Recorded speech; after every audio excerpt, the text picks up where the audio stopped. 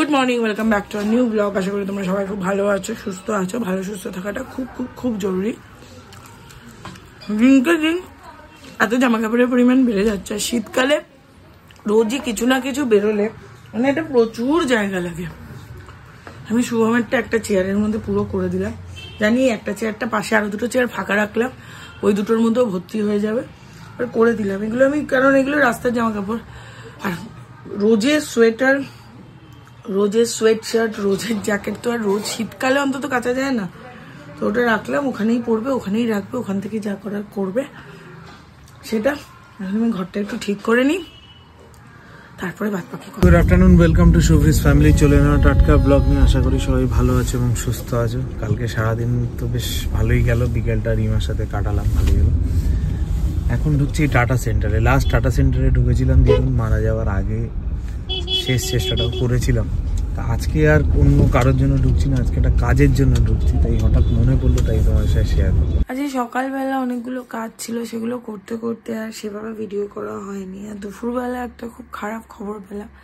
আমি যে ডক্টরের সাথে, মানে আমি যে ডক্টরকে দেখাই, ওনার ওখানে একজন মানে এমপ্লয়ি বলবো, ওই দাদা, মানে আমারও ব্লাড টেস্টের বেলায় উনি ব্লাড টেস্টগুলো যে করেছে, আমি যেহেতু ইঞ্জেকশনকে খুব ভয় পাই, আমি বললাম দাদা একটু আস্তে আস্তে নেবেন আপনি। তো হঠাৎ করে আজকে দুপুরবেলা শুভমের কাছে ফোন এলো যে ওই দাদার নেই, কত হবে এজ, 40, মারা গেছে।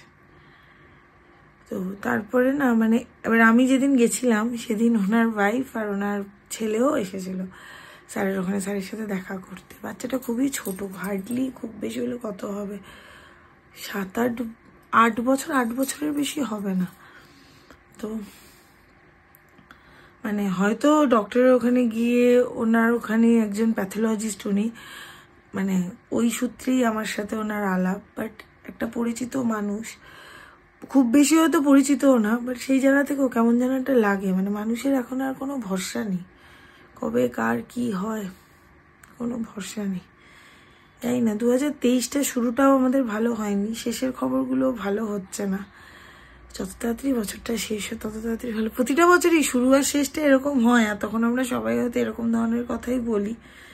বাট জানি না, 2023টা হয়তো বড্ড বেশি খারাপ। Good evening. আমি সকালবেলা সেই বেরিয়েছি, তারপর থেকে একবার বাড়ি গেছিলাম, একটা কাজ ছিল, সেই ফিরে এখন যাচ্ছি একবার সিটি সেন্টারের কাছে, ওখানে একটা ছোট কাজ আছে।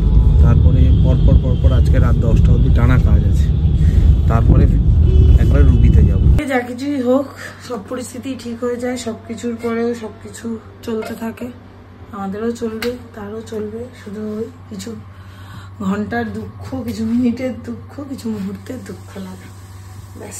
তাই দুপুরবেলা সেরকম কিছু হয়নি। দুপুরবেলা আজকে হয়েছিল খিচুড়ি। অনেকদিন ধরে আমাদের খিচুড়ি ডিম ভাজা দিয়ে খাওয়া হয় না, সেই জন্য ননভেজের দিনে খিচুড়ি হয়েছিল। তো রাত্রিবেলা অল্প করে চিকেনের পাতলা ঝোল হবে, এমন একটা তেলের শিশি নিলাম যেটাতে তেল নেই, মানে হুশও নেই, চোখেও মনে দেখতে পাচ্ছি না চশমা পরে। সন্ধ্যাবেলার টাইমটা অনেকটা ফাঁকা থাকে। আজকে ভাবছিলাম একটু গানটা নিয়ে বসবো, দেখি রাত্রিবেলায় রান্নাটা করে নিই, তারপর গানটা নিয়ে বসবো। আর সন্ধ্যাবেলা দেখি কিছু একটু বানাই।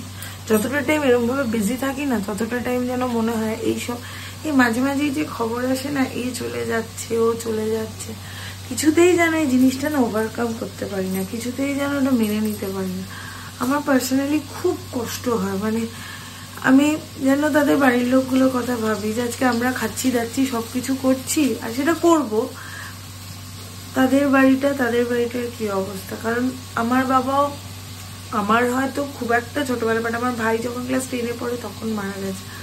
আমার তখনের ওই দিনটা মনে পড়ে যে মানে আমরা যেই অসহায়টা ছিলাম, মানে আজকে হয়তো আরেকটা বাড়ির অবস্থাও সেরকম। মানে ওই বাচ্চাটা ছোট, যদি বড়ও হতো, বাবা চলে যাওয়া, মা চলে যাওয়া, বা যে কেউ চলে যাওয়া, আমি এই জিনিসগুলো কিছুতেই গুছিয়ে বলতে পারি না, কেমন যেন একটা হয় বলতে গেলে, কেমন যেন গলা ঠলা কেমন একটা হয়ে আসে।